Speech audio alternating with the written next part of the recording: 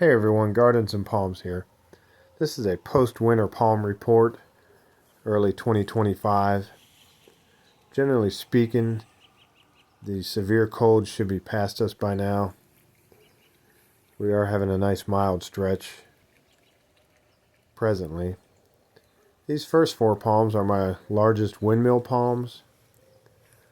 Some of these fronds at the bottom you'll see, I believe those are left over from previous winter, so they look pretty rough, but on the other hand, there still was damage to my to the newer fronds on these palms. Some of them, there's a little bit of discoloration, some of it kind of curling. We had a stretch where we went 72 consecutive hours below freezing. My ultimate low for the winter is around 10 degrees Fahrenheit. This one here is my largest windmill. We also had a couple of different snows. I think the totals were about 5.5 inches for the year. Not to say we can't get snow in March, but we usually don't. This area only averages about 2 inches of snow a year, so we exceeded that, unfortunately. And this is the last of my big four windmill palms. Some tattered fronds and discolored fronds, but all in all, it don't look too bad. Certainly a lot better than what a couple years ago did to these things, with practically defoliated them completely.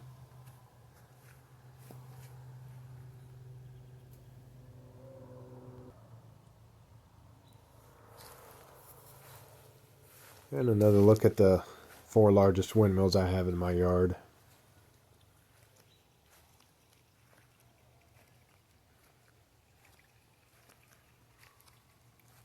The largest one here on the right is about 10 feet tall. Hoping for a good couple feet of trunk this year.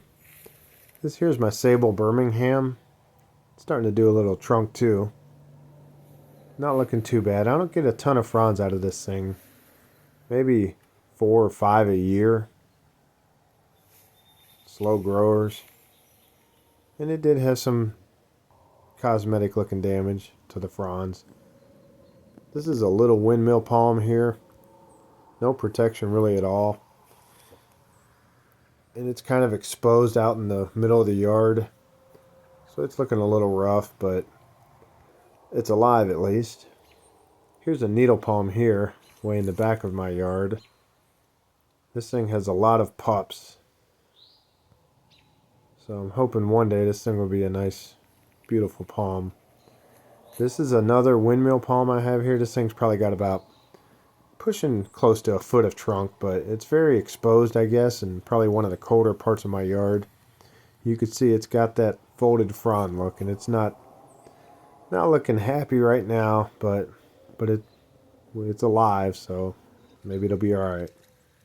This is another tiny little seedling near my water garden. This is a windmill palm too. It's pushing up some green on that little spear. Here's my Sable palmetto. It's got a little bit of a trunk too as well.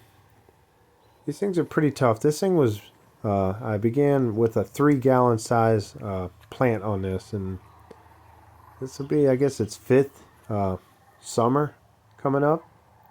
So I think that's the best to do for the Sable palmettos instead of bringing a big trunk one in. They just acclimate a lot better as a small plant.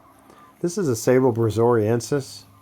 These brazoria palms are massive. The fronds on these things are huge, and really a beautiful looking palm there.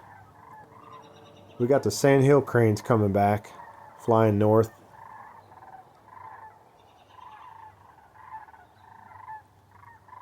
Pretty cool sight and a good indication that spring is getting near.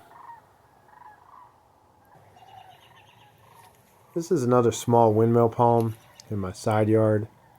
It's got some damage. It don't look bad, but it don't look great. But it'll be alright. Spears are tight and everything. This is one up front in my front kind of northeast facing kind of courtyard area. And it actually looks pretty good. Of course, there could be a lot of variation amongst palms anyways, and windmill palms in this case. Some may just be tougher than others. No protection really for this thing. This is my saw palmetto, silver saw palmetto or Serrano repens. It's showing a little bit of damage on the fronds, but all in all it looks pretty good. Granted, it is a little early, so it may take some 70 and 80 degree consistent weather to see anything show up on this one, but it looks pretty good right now. This is a tiny little windmill palm that really looks about the same as it did when I planted it last fall. That's all for now. Thanks for watching, everybody.